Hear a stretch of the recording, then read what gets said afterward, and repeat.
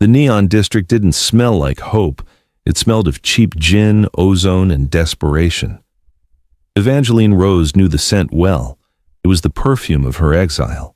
For 3 years she had scrubbed floors and poured drinks, masking her scent with suppression patches that burned her skin, all to hide from a destiny she would rather die than accept. But fate has a cruel sense of humor. When the heavy oak doors of the Gilded Lily swung open, the air pressure in the room dropped. The scent hit her first, rotting cedar and stale blood. Him. Her tray rattled. He had found her. There was no exit, only a sea of predators. Except for one. In the VIP booth sat a man of stillness amidst the chaos, a man whose aura felt like the deep ocean. Evangeline didn't think. She didn't breathe. She ran across the room and threw herself onto the lap of the most dangerous creature in the world, praying the monster she chose was better than the monster who chose her. The music in the Gilded Lily was a throbbing bass line that vibrated against Evangeline's ribcage, a chaotic rhythm that usually helped her disappear. Being a waitress in the neutral territory of the city meant being invisible. You were a pair of hands delivering whiskey, a hip bumping a table, a nod of acknowledgement. You were never a person, especially if you were an Omega. Evangeline adjusted the high collar of her uniform, wincing as the adhesive of the scent blocker patch pulled at the sensitive skin of her neck. It was itching tonight, a jagged reminder of the lies she lived. She balanced a tray of crystal tumblers, her eyes scanning the floor, trained to look at knees and boots, never faces.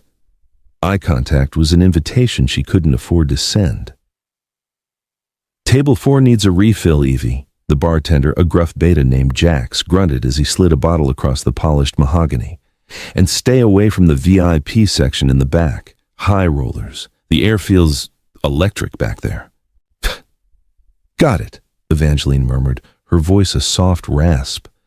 She moved through the crowd like a ghost. The club was packed with lower caste wolves and shifters blowing off steam, the air thick with smoke and pheromones. But then the atmosphere shifted. It wasn't a sound. It was a vibration, a primal warning that rippled through the species. The chatter died down. The music seemed to falter. The front doors swung open. Evangeline froze. Her wolf, usually a dormant, frightened thing deep in her chest, began to claw at her ribs, whining in terror. The scent hit her instantly. It bypassed the smoke, the alcohol, and the cheap cologne of the patrons. It was the smell of rotting cedar, wet earth, and old, dried blood. Silas. He stood in the doorway, flanked by 3 enforcers. Silas Vane, the alpha of the Red River Pack, the man the moon goddess in some twisted cosmic joke had decided was her soulmate. He was handsome in a jagged, cruel way, with a scar running through his left eyebrow and a smile that promised pain rather than joy. Evangeline's tray trembled. He wasn't supposed to be here. The neutral zone was hundreds of miles from Red River territory. She had been careful. She had been invisible. Silas inhaled deeply, his head tilting back, nostrils flaring. A slow, predatory grin spread across his face. He looked directly at the crowded bar, his eyes locking onto her silhouette through the gloom as if guided by a laser. "Found you," he mouthed. Panic, cold and sharp, flooded her veins. If he took her, he would drag her back to his compound. By law, an unmated Omega had no rights against her fated mate. He would break her, breed her, and lock her away. She had seen what he did to his previous lovers, none of whom were fated. She wouldn't survive a week. Evangeline dropped the tray. The crash of glass shattering was deafening in the sudden silence. She bolted. "Grab her!" Silas roared, the pretense of civility vanishing. Evangeline scrambled over an empty booth, her boots slipping on the slick floor. 2 of Silas's enforcers were cutting off the exit to the kitchen. The front door was blocked by Silas himself, who was stalking toward her with the leisure of a man who knows the trap is sprung. "Don't make this hard, Evangeline," Silas called out, his voice booming. "You know you belong to me. It's biology. It's law." She backed away, her breath coming in ragged gasps. She was cornered against the velvet rope of the VIP section. She turned, looking for a window, a vent, anything. Instead, she saw him. The VIP section was occupied by a single man. He wasn't watching the commotion. He was looking at a glass of amber liquid in his hand, looking utterly bored. He wore a suit that cost more than the building they were standing in, tailored perfectly to broad shoulders and a lean, powerful frame. His hair was black, swept back, and his skin was pale, contrasting with the dark stubble on his jaw. But it was his aura that made Evangeline's knees buckle. It wasn't just alpha power, it was something ancient. It felt like standing on the edge of a cliff during a thunderstorm. The air around him was cold, heavy, and compressed. He was drinking alone, and the empty space around his booth was a testament to the fear he inspired. Silas was 10 feet away. The enforcers were closing in. Evangeline looked at Silas, seeing the lust and cruelty in his eyes. Then she looked at the stranger in the booth. The stranger didn't look kind, but he looked immovable, like a mountain. A king, her instincts whispered. It was madness. It was suicide. But Evangeline had run out of options. She hopped over the velvet rope. The stranger's eyes, the color of stormy gray ice, flicked up, narrowing slightly. He didn't move to stop her. He didn't move at all. Evangeline didn't hesitate. She rushed to the circular booth, and before her courage could fail her, she sat directly on his lap. The contact was electric. Shocks of heat traveled up her thighs. She curled into him, burying her face in the crook of his neck, trembling violently. She smelled him, rain, ozone, and something metallic like a sword drawn from a sheath. It was a clean, sharp scent that overwhelmed the rotting cedar of Silas. The entire club went deathly silent. Even the music cut out. Evangeline gripped the lapels of the stranger's suit, her knuckles white. "Please," she whispered against his skin, her voice barely audible. "Please don't let him take me." She felt the man stiffen beneath her. His muscles were like steel cords. For a heartbeat, she thought he would throw her off, snap her neck for the insolence of touching an alpha of his rank without permission. Silas reached the velvet rope, his face purple with rage. "Get away from him, you bitch," Silas snarled, extending a hand to grab her ankle. "That is my mate!" The stranger's hand moved. It was a blur, too fast for the eye to follow. He caught Silas's wrist in midair. The impact of the stop cracked the bone. The sound echoed through the silent club. Silas howled, dropping to his knees, but the stranger didn't let go. He didn't even stand up. He kept Evangeline perched on his lap, his other arm moving slowly, deliberately, to wrap around her waist. It wasn't a romantic embrace. It was a clamp, a claim. The stranger leaned forward, the shadows of the booth obscuring his eyes, making them glow with a faint violet luminescence. "She is sitting," the stranger said, his voice a low, vibrating baritone that rattled the glasses on the table. "On my lap," Silas whimpered, trying to pull his shattered wrist back. She is my fated mate, by the laws of the council." The stranger tightened his grip on Evangeline's waist, pulling her flush against his chest. She could feel the slow, steady beat of his heart. It was terrifyingly calm. He leaned his head down, his lips brushing against Evangeline's ear. The sensation sent a shiver down her spine that had nothing to do with fear and everything to do with a power she didn't understand. "I don't care about your laws," the stranger whispered, loud enough for Silas to hear, but intimate enough that it felt like a secret. "And I won't let him touch you." The silence in the gilded lily stretched, taut as a bowstring. Evangeline stared wide-eyed at the hand gripping Silas. The fingers were long, elegant, and crushing the bones of an alpha wolf as if they were dry twigs. Silas was panting, sweat beading on his forehead. The pain was clearly blinding, but the confusion was worse. Do you know who I am?" Silas grit out, trying to summon his dominance. "I am Silas Vane, Alpha of Red River. You are interfering in pack business. This is an act of war." The stranger finally released Silas's wrist. He did it with a dismissive flick, sending the Alpha stumbling back into his enforcers. "Red River," the stranger mused, testing the name as if it were a cheap wine. "A minor territory. Southern borders. Mostly swamp and failing industry." He looked down at Evangeline. For the first time, she saw his face clearly in the shaft of neon light cutting across the booth. He was devastatingly handsome, but in a severe, sharp-edged way. A scar ran along his jawline, and his eyes were devoid of warmth. They were calculating. "What's your name?" he asked her. "Evangeline," she squeaked. "Evangeline," he repeated, "a name for angels. You are far from heaven here, little wolf." "Who are you?" Silas demanded, clutching his broken wrist, his healing factor already working sluggishly to knit the bone. "Show your mark. I demand to know who dares steal a fated mate." The stranger sighed, the sound of a man exhausted by the stupidity of children. He slowly reached for his glass of whiskey and took a sip, Evangeline still balanced precariously on his thighs.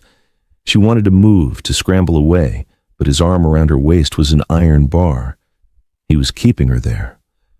Whether for her protection or his amusement, she couldn't tell.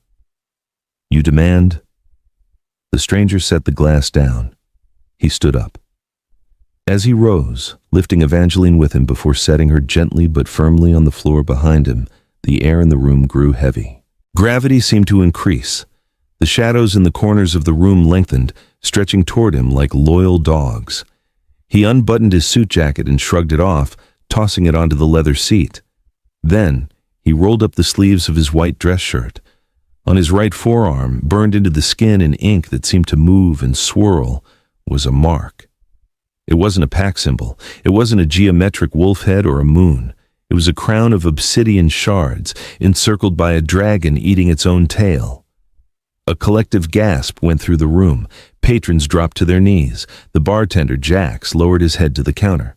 Silas went pale, all the color draining from his face. He took a step back, nearly tripping over his own feet. "The obsidian crown," Silas whispered, his voice trembling. "Xavier Cross."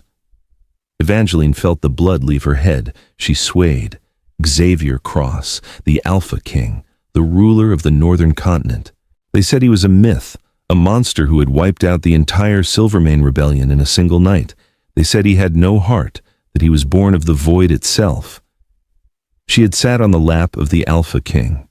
Xavier adjusted his cufflinks. "You mentioned an act of war, Silas Vane. I am intrigued. Are you declaring war on the crown?" "No," Silas choked out, falling to his knees, his head bowed low. "No, Your Majesty, I didn't know. Forgive me." "You threatened a woman under my protection," Xavier said, his voice cool and detached. "You disrupted my drink, and you smell of rot. I find all three offenses tiresome." "She is my mate," Silas pleaded, forehead touching the dirty floor. "The bond. You know the bond is sacred, my king. Even the crown cannot sever a fated bond." Xavier walked forward, his footsteps echoing like gunshots. He stopped in front of Silas and tilted the Alpha's chin up with the toe of his polished boot. "The bond claims her soul," Xavier said darkly. "But her life? That belongs to whoever can keep it, and right now you look incapable of keeping anything." Xavier turned his back on the groveling Alpha and looked at Evangeline. His expression was unreadable. "Grab your things, Evangeline." My things?" "You asked me not to let him take you," Xavier said. "The only way to ensure that is if you come with me. Unless you prefer to stay here and wait for him to grow a spine again." Evangeline looked at Silas, who was watching her with a mix of terror and burning hatred. He mouthed one word: "Whore." She looked at the king. He was terrifying, yes, he was a lethal unknown, but in his eyes she saw a strange lack of deception. He was too powerful to need to lie. "I'll come," she whispered. Xavier nodded once. He swept his jacket up and draped it over her shoulders. It engulfed her, smelling of him, that intoxicating storm scent. It masked her fear, it masked her identity, it marked her as his. "Walk," Xavier commanded. He led her out of the club, the crowd parting like the Red Sea. No one looked them in the eye. As they stepped out into the rainy night, a sleek black armored limousine pulled up to the curb. Evangeline hesitated at the door. "Why?" she asked, looking up at him. "Why did you help me? You're the king. I'm just a waitress." Xavier opened the car door for her, a gesture of old-world chivalry that felt jarring coming from a man who had just snapped a bone like a toothpick. "You're not just a waitress, Evangeline," Xavier said, his eyes catching the reflection of the neon signs. "And I'm not doing this for charity." He ushered her inside. As the door closed, sealing them in a quiet, leather-scented capsule, Evangeline realized the truth. She hadn't been saved. She had been acquired. The drive to the Obsidian Palace took 2 hours. For the first hour, silence reigned supreme. Evangeline pressed herself against the car door, as far away from Xavier as the confined space allowed. The king was busy on a tablet, scrolling through data streams, seemingly forgetting she existed. But Evangeline felt his presence everywhere. It was a pressure in the air, a static charge that made the hairs on her arms stand up. The coat he had draped over her was heavy, warm, and suffocating. "Stop shaking," Xavier said without looking up from his screen. "I can't help it," Evangeline snapped, surprise giving her a sudden burst of courage. "I'm in a car with the Alpha King, being kidnapped to God knows where, after almost being abducted by my psychomate." Xavier paused. He turned off the tablet and looked at her. A faint smirk tugged at the corner of his mouth. "Kidnapped? You sat on my lap, Evangeline. You solicited my intervention." "I was desperate. Desperation is a dangerous currency. You spent it all tonight." He reached into a compartment and pulled out a bottle of water, handing it to her. She took it, her hands still trembling. "Where are you taking me?" "The Obsidian Palace," he replied. "My territory. The only place in the city where Silas Vane cannot reach you. His jurisdiction ends where my shadow begins." "And what happens there?" she asked, clutching the water bottle. "Do I become a maid? A prisoner?" Xavier studied her. His gaze was intense, dissecting her. "You have no wolf, do you?" Evangeline froze. It was her deepest secret, the source of her shame. I do. She's just quiet." "She's not quiet. She's absent," Xavier corrected her, his tone analytical. "I sensed it the moment you touched me. You have the scent of an omega, the biology of an omega, but no spirit, no inner wolf." "I'm a latent," she whispered, the slur tasting like ash. "It happens." "Rarely," Xavier mused. "And never in a bloodline as potent as the Roses." Evangeline dropped the water bottle. "How do you know my last name? I never told you." Xavier leaned back, crossing his legs. "Evangeline Rose, daughter of Marcus Rose, the former beta of the Crescent Moon Pack. A pack that was wiped out 10 years ago in a mysterious fire. You were the sole survivor. You vanished from the grid at 18. You investigated me? I know everyone, Evangeline. It is my business to know." He paused, his voice dropping an octave. "But there is something the files don't say. Why did Silas want you so badly? An omega without a wolf is usually considered defective. Yet he looked at you like you were the Holy Grail." Evangeline looked out the window. The city lights were fading, replaced by the dark towering pines of the king's private estate. "He's obsessed. He thinks he can fix me. He thinks if he forces the bond, my wolf will wake up." "And will it?" "I don't know," she whispered. "I hope not. If waking up means being tied to him, I'd rather sleep forever." The car slowed, passing through massive iron gates flanked by guards in tactical gear.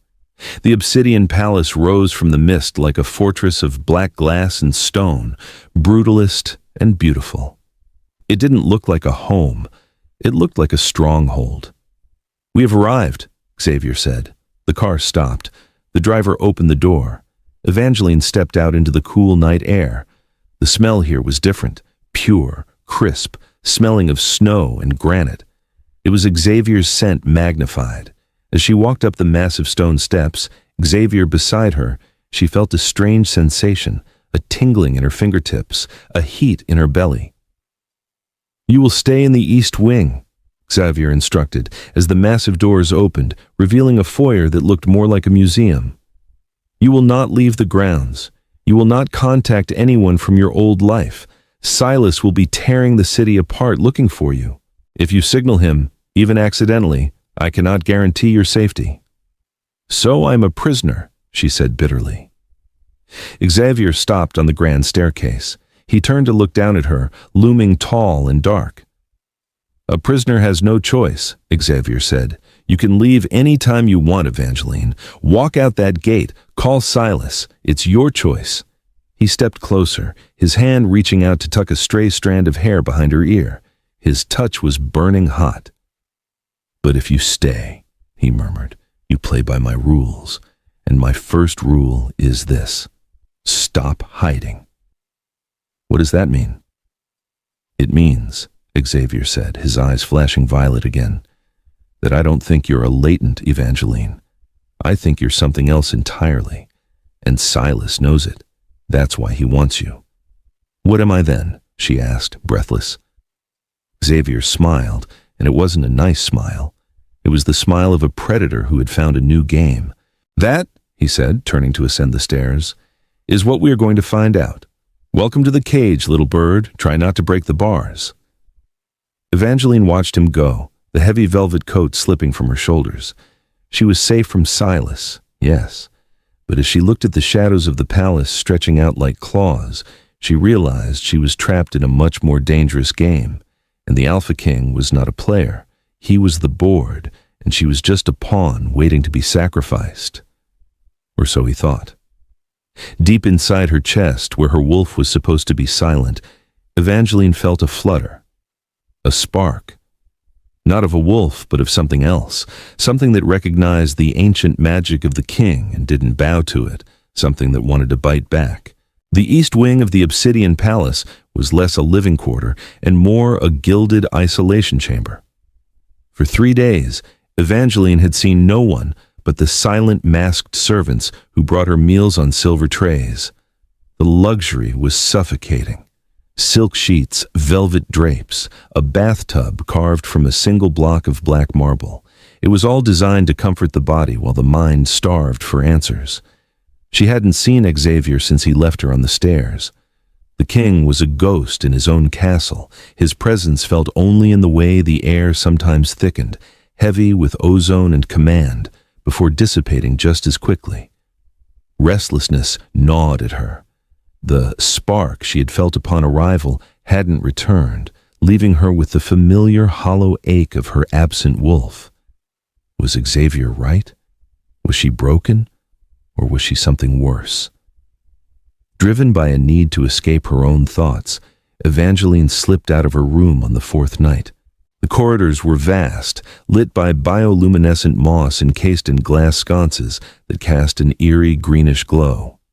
She wandered aimlessly until she found herself before a set of double doors that hummed with a low, rhythmic vibration. She pushed them open. It wasn't a room, it was a cavern, the palace library. Shelves spiraled up into the darkness, accessible only by floating obsidian platforms. The smell of old parchment and magic was intoxicating. "Insomnia is a symptom of a guilty conscience," a voice echoed from the shadows. Evangeline jumped, her heart hammering. Xavier was sitting in a high-backed leather chair near a fireplace where blue flames danced without consuming the wood. He was reading a book bound in what looked suspiciously like scales. He wore no jacket, his white shirt unbuttoned at the collar, revealing the edge of a jagged scar on his chest. "I don't have a guilty conscience," Evangeline replied, stepping into the light. "I have a lack of information. You locked me in a tower, Your Majesty." "I got bored." Xavier closed the book with a snap. "I didn't lock you in. The door was never barred. You stayed because you were afraid to leave." He stood up, the movement fluid and predatory. He stalked toward her, and Evangeline forced herself to hold her ground. Up close, he was overwhelming. The sheer density of his power made her ears pop. "You're investigating me," she said, nodding at the pile of scrolls on the table next to him. "My family." "I am investigating an anomaly," Xavier corrected. He stopped inches from her. "Silas Vane has filed a petition with the High Council. He claims I stole his property. He is gathering allies. Warships are moving toward the border."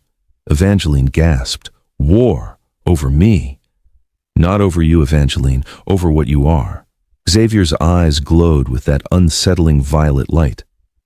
"I looked into the crescent moon fire. The official report says it was a rogue gas explosion, but the forensic magic residue? It suggests dragon fire. That's impossible, she whispered. Dragons have been extinct for centuries. Have they? Xavier stepped closer, invading her personal space.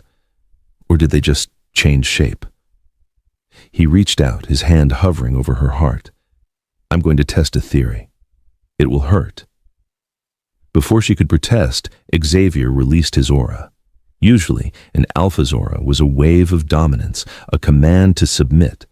This was different. This was a crushing weight, a physical pressure like being at the bottom of the ocean. The air left the room. The floorboards groaned.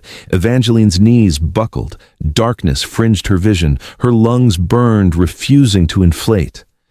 Submit, Xavier commanded, his voice booming like thunder. Kneel! Every instinct in her human brain screamed at her to drop, to bare her neck, to beg. That was what Omegas did. They survived by submitting, but the spark returned. It started in her marrow, a hot, angry flare. It wasn't the fear of a wolf. It was the indignation of a queen. No. The word wasn't spoken. It was felt. A ripple of energy burst from Evangeline's chest. It wasn't a howl. It was a shock wave. It hit Xavier's aura and shattered it. The pressure vanished instantly. Books flew off the shelves. The blue fire in the hearth roared, turning a violent, blinding white. Xavier was thrown back a step, his eyes widening in genuine shock. Evangeline stood there, gasping, her skin glowing with a faint pearlescent shimmer. She wasn't kneeling. She was standing tall, her fists clenched. I said, she panted, her voice sounding strange, layered, harmonic. No. The glow faded as quickly as it had appeared, leaving her exhausted. She swayed, and Xavier was there instantly, catching her before she hit the floor. He held her against his chest, looking down at her with a mix of awe and terror. Well, Xavier whispered, brushing a strand of sweat-soaked hair from her forehead. That settles it. Settles what? She mumbled, fighting unconsciousness. You aren't an Omega, Evangeline, and you aren't a wolf. He looked at the white flames still licking the fireplace. You're the match that burns the world down. The morning brought clarity, and with it, dread.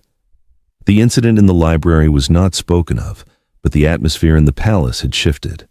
The servants now bowed lower to Evangeline, their eyes averting not out of disrespect, but out of fear. They could smell the ozone on her. Xavier summoned her to the throne room at noon. The room was a testament to the king's brutal reign. The floor was polished obsidian, the walls lined with the weapons of fallen enemies. At the far end sat the throne, a jagged construction of fused swords and black iron. But Xavier wasn't sitting on it. He was standing at the base, flanked by his generals. And standing opposite them, looking smug in a suit of crimson velvet, was Silas Vane. Evangeline froze at the entrance. Silas turned, his smile widening. My love, you look pale. Has the monster been mistreating you? She is fed, clothed, and unharmed, Xavier said, his voice cutting through the room like a blade, which is more than she would be in your care. We shall see, Silas said. He gestured to the three figures standing behind him. They wore gray robes, their faces hidden by hoods, the High Council adjudicators. We are here to settle a dispute of ownership, the lead adjudicator announced, his voice dry and rasping. Alpha Vane claims the female is his fated mate. King Cross claims she is under royal asylum. The law is complex. The law is simple, Xavier growled. She chose. An Omega cannot choose against the bond, the adjudicator countered. It is against nature. However, the adjudicator pulled back his hood, revealing a face scarred by runes. There is a precedent, the trial of blood. Evangeline felt a chill run down her spine. The trial of blood was an ancient barbaric rite, a fight to the death or something worse. No, Xavier said immediately, I refuse. If you refuse, you forfeit your claim, Silas sneered, and she comes with me, now. Xavier's hands clenched into fists. He looked at Evangeline. The conflict in his eyes was visible, the king who wanted to protect his territory versus the man who didn't want to risk her life. "What is the trial?" Evangeline asked, stepping forward. "A test of the bond," the adjudicator said, looking at her with dead shark-like eyes. "If you are truly fated, Alpha Vane's blood will call to yours. We will cut you both. We will mix the blood. If it binds, you go with him. If it rejects, you are free." "And if it rejects?" Silas laughed. "It won't. I feel the pull. She is mine." "Do it," Evangeline said. "Evangeline, no," Xavier warned, stepping toward her. "You don't understand. Silas is a blood mage. He can manipulate the resonance." "I trust myself," she said, looking at Xavier in the eye. "And I trust whatever is inside me." She remembered the library. She remembered the white fire. If she wasn't a wolf, maybe the bond wasn't real either. Maybe it was a forgery. The adjudicator produced a ceremonial obsidian dagger. Silas stepped forward, rolling up his sleeve. He sliced his palm without hesitation, letting the dark red blood drip into a golden bowl. "For the pack," Silas muttered, a red glow pulsing in his eyes. Evangeline stepped up. She took the dagger. It was heavy, cold. She sliced her palm. She held her hand over the bowl. Her blood fell. It hit Silas's blood. For a second, nothing happened. Then, the liquid in the bowl began to hiss. Black smoke rose. The blood didn't mix. It fought. Silas's blood tried to consume hers, turning into little tendrils of red sludge, but Evangeline's blood, it glowed. It turned gold. A collective gasp filled the room. The golden blood attacked the red, burning it away like acid. The bowl began to vibrate. "What sorcery is this?" the adjudicator shrieked, backing away. "It's not sorcery," Xavier said softly, a dark smile spreading across his face. "It's sovereignty." The bowl exploded. Shards of gold flew outward. Silas screamed as the golden liquid splashed onto his chest, burning through his velvet suit and searing his skin. He fell back, writhing. "She rejected him," Xavier roared, his voice amplified by his alpha power. "The blood is spoken. The bond is void." The adjudicators looked terrified. The lead one scribbled furiously in a ledger. The bond is severed. The female is unbound." Silas scrambled to his feet, clutching his burned chest. His eyes were wide with madness.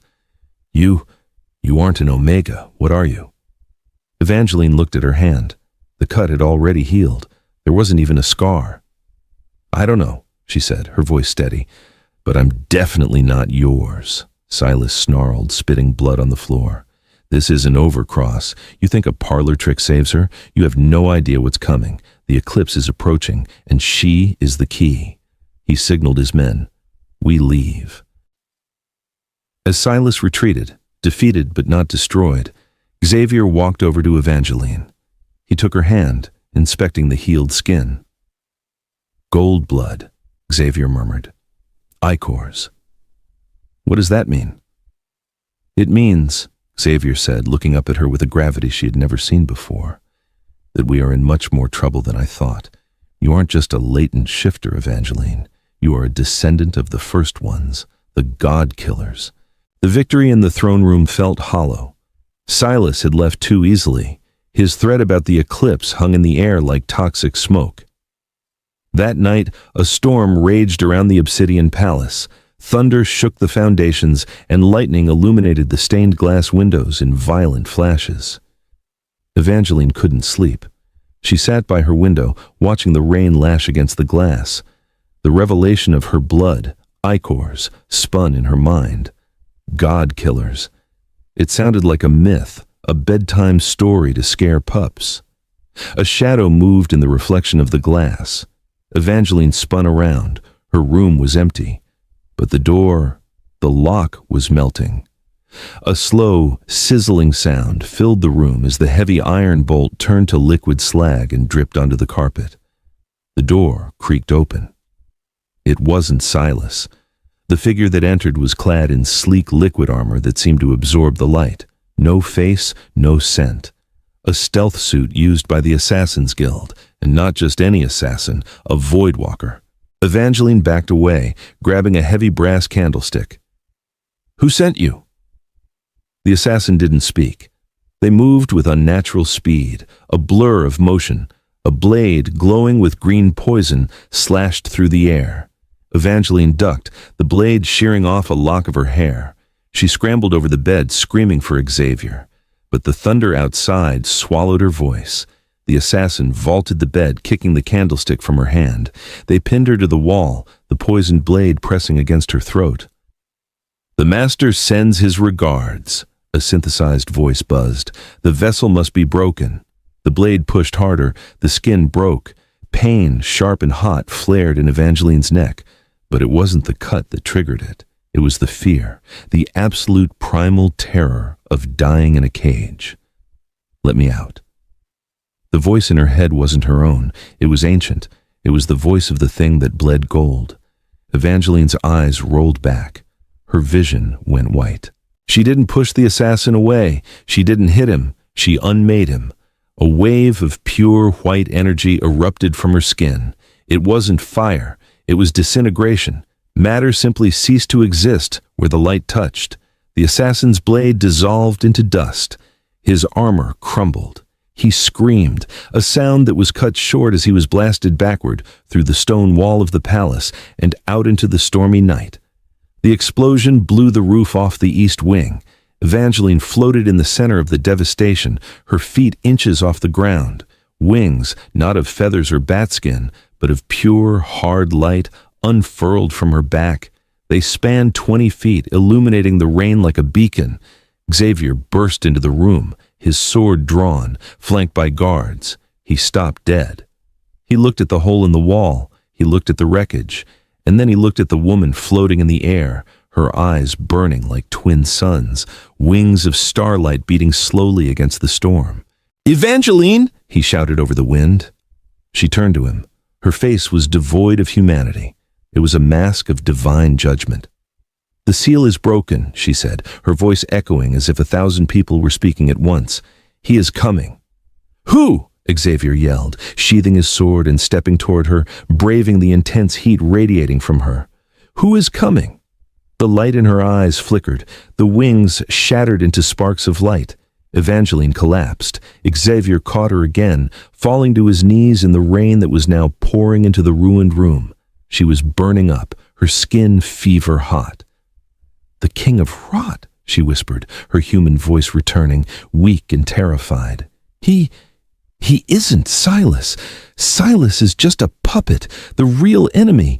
He's here." Xavier looked out into the storm, his jaw set. He saw the red lights in the distance, thousands of them, the army Silas had promised. But above them, in the clouds, something massive and serpentine was uncoiling. "Let them come," Xavier growled, pulling Evangeline close, shielding her from the rain with his own body. "I've been waiting for a war worthy of me." But as he looked down at the woman in his arms, the woman with the blood of gods and the power to unmake reality, Xavier Cross realized the terrifying truth. The war wasn't coming for his kingdom. It was coming for her. And for the first time in his immortal life, the Alpha King wasn't sure if he was strong enough to win. The storm had passed, but the sky remained a bruised purple. The Obsidian Palace was a hive of frantic activity. Enforcers in black tactical gear patrolled the perimeter, and anti-air ballistics tracked the dark, swirling clouds where the King of Rot was said to be descending. Evangeline sat on the edge of a medical bed in the secure bunker beneath the throne room. Her skin still hummed with residual energy, a faint bioluminescence tracing her veins like gold filigree. She stared at her hands that had unmade an assassin. "Drink," a voice commanded. Xavier stood there, holding a chalice of iron. He looked exhausted. His white shirt was stained with soot from the destroyed East Wing, and the shadows under his eyes were deep. But his gaze on her was steady. "What is it?" she asked. "Nectar. It stabilizes mana flow. If you don't drink it, your body will burn itself out trying to contain that light." She took the chalice.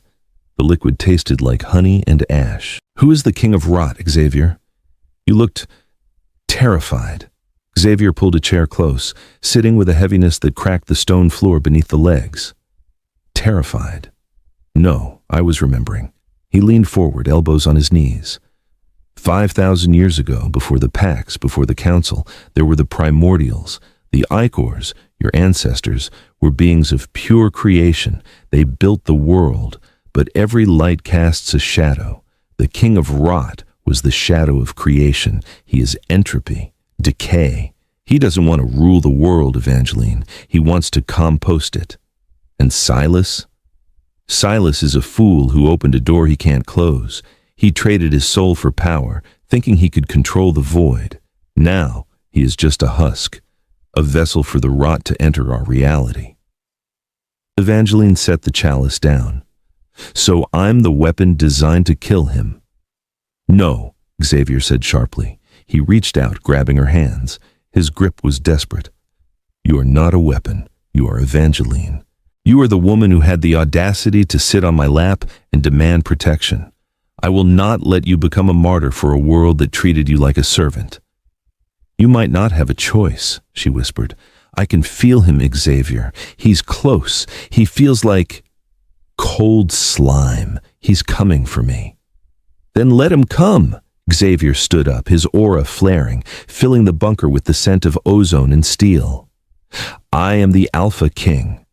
I have killed armies. I have killed gods. If death himself comes for you, I will rip the scythe from his hands. A siren began to wail, a low, guttural sound that vibrated the teeth. Perimeter breach, a voice crackled over the intercom. Sector 4, they're here. The dead are rising. Xavier drew his sword, a blade of pure obsidian that seemed to absorb the light. He looked at Evangeline. Stay here, he ordered. Stay safe. Xavier. Promise me, he roared, a crack in his composure revealing the terror of losing her. I promise, she lied. The battlefield was a nightmare. The pristine grounds of the Obsidian Palace had been turned into a churned mud pit of blood and oil. The enemy wasn't just wolves, it was the reanimated corpses of the fallen, stitched together with green glowing magic. Xavier was a whirlwind of destruction. He moved faster than the eye could follow, his sword a blur that severed heads and limbs. His personal guard, the elite Blackwatch, fought in a phalanx around him, their flamethrowers holding back the tide of rotting ghouls. But for every enemy they cut down, 2 more rose from the mud. Come out, King! A voice boomed from the sky. Floating above the chaos was Silas Vane, but it wasn't Silas anymore. His skin was gray and sloughing off in chunks. His eyes were gone, replaced by burning green voids. Massive skeletal wings erupted from his back, dripping black ichor that killed the grass where it fell. Silas, Xavier shouted, launching himself into the air, using gravity magic to propel his flight. He collided with the thing that used to be Silas. The impact created a shockwave that flattened trees a mile away. Xavier slashed, his obsidian blade biting deep into Silas's shoulder. But there was no blood, only black sludge. Silas laughed, a sound like grinding stones. Silas is gone, the entity rasped. I am the end. Silas struck back, a fist of concentrated rot slamming into Xavier's chest. The Alpha King's armor shattered. Xavier was hurled downward, crashing into the courtyard with the force of a meteor. He tried to rise, coughing up blood. His healing factor was failing. The rot was spreading from the impact wound, turning his veins black. Silas landed before him, raising a hand. A spear of green energy formed. The era of alphas is over. Now comes the silence. Xavier looked up, his vision blurring. He gripped his sword, ready to die on his feet. Boom! The bunker doors exploded outward. Silas turned, his void eyes widening. Evangeline walked out. She wasn't wearing armor. She was wearing the tattered remains of her waitress uniform, but around her, the air was shimmering. She didn't run. She walked. And with every step, the mud turned to grass. The dead bodies ceased to be monsters and simply dissolved into dust. The rot in the air evaporated. You, Silas hissed, backing away. The anathema. Evangeline looked at Xavier, seeing his broken armor, his blood. Her eyes didn't glow this time. They were clear, human, and furious. "I told you," she said, her voice cutting through the noise of battle. "I'm not yours." She raised her hand. The sky tore open. It wasn't a storm of lightning. It was a beam of pure, concentrated starlight. It slammed into Evangeline, not hurting her, but filling her. She became a conduit between the heavens and the earth. "Burn," she whispered. A wave of gold swept across the battlefield. It didn't burn the trees. It didn't hurt Xavier's men. It passed through them like warm sunlight. But when it hit the undead, they screamed. The magic holding them together unraveled. Thousands of ghouls vaporized in an instant. The wave hit Silas. He howled, shielding his face. The rot on his skin began to boil. "You cannot kill me. I am eternal." "Nothing is eternal," Evangeline said, floating upward until she was face to face with the monster. "Except love. And you have none." She placed her hand on his forehead. "Go back to the dirt." She released the energy. It wasn't a beam. It was a supernova. The light blinded everyone for miles. There was a scream that sounded like a tear in the fabric of reality, and then silence. When Xavier opened his eyes, the pain was gone. The rot in his veins had vanished. He sat up. The courtyard was quiet. The mud was gone, replaced by a field of white flowers that hadn't been there an hour ago. The sun was rising, painting the sky in soft pinks and oranges. In the center of the flowers lay Evangeline. "Evangeline!" Xavier scrambled to his feet, ignoring the ache in his ribs. He ran to her, falling to his knees. She was pale, her breathing shallow. The glow was gone. She looked small, fragile. "Evie," he choked out, gathering her into his arms. "Wake up, that's a royal command. Wake up." Her eyelids fluttered. She groaned, shifting slightly. "Stop." "Yelling," she rasped. Xavier let out a breath that was half laugh, half sob. He buried his face in her neck, inhaling the scent of rain and ozone and something new. Stardust. "You disobeyed me," he murmured against her skin. "You were losing," she whispered, her hand coming up to weakly grip his hair. "I had to save my lap." Xavier pulled back, looking at her. The fierce, terrifying king was gone. In his place was a man who had seen the face of God and found it in the woman he loved. "The rot?" "Gone," she said. "Silas is peace. I think I cleansed him before he died." Xavier looked around at the dawn. His soldiers were emerging from cover, removing their helmets, staring at the field of flowers in awe. "You are not an Omega," Xavier said softly. "You are not a wolf.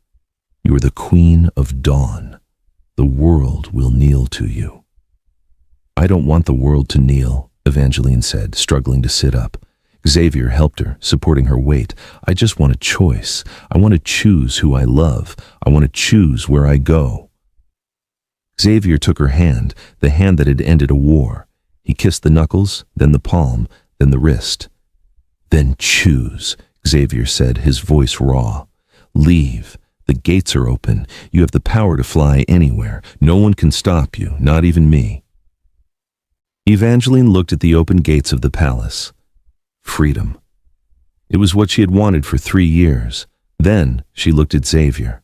She saw the fear in his eyes, the fear that she would leave. She saw the devotion. She saw the man who had stood against a god of death just to buy her time. "I think," Evangeline said, leaning her head on his shoulder, "that I'm tired of running." She reached up, tracing the scar on his jaw. "And besides, you still owe me a drink. You never finished yours at the club." Xavier smiled, and it was radiant. It transformed his face, erasing the years of war and cruelty. "I will buy you the distillery," he promised. "Just a whiskey," she laughed softly, "and maybe a chair. Your lap is surprisingly comfortable, but I think I'm ready to stand beside you." Xavier stood, pulling her up with him. He didn't lead her this time. He stood next to her, hand in hand, facing the rising sun and the stunned army that watched them. "Long live the king," a soldier shouted. "Long live the queen!" Another cried. The chant grew, rolling over the mountains like thunder. Evangeline Rose, the waitress from the Neon District, squeezed the hand of the Alpha King. She wasn't fated to him. The stars hadn't written this. They had written it themselves. The legend of the gold-blooded queen spread far beyond the Obsidian Palace. Evangeline and Xavier didn't just rule. They revolutionized. They rewrote the laws of the council, abolishing the concept of forced fated mates and granting freedom to Omegas across the continent. They proved that biology is not destiny, and that the strongest bond isn't the one written in blood, but the one chosen in love. Evangeline never lost her spark, but she never used it for war again. She used it to heal, to build, and to light the way for others who felt lost in the dark. And every evening, in the private gardens of the palace, you could find the most powerful entity on earth sitting quietly with a glass of whiskey, listening to the Alpha King read poetry, proving that even monsters can learn to love the light. Fate is a suggestion. Love is a decision. Never let the world tell you who you belong to. If you enjoyed this story of defiance, magic, and romance, please like this video, subscribe for more epic tales, and share it with someone who needs a reminder that they are powerful beyond measure. What would you do if you discovered you had the power of the stars? Let me know in the comments below.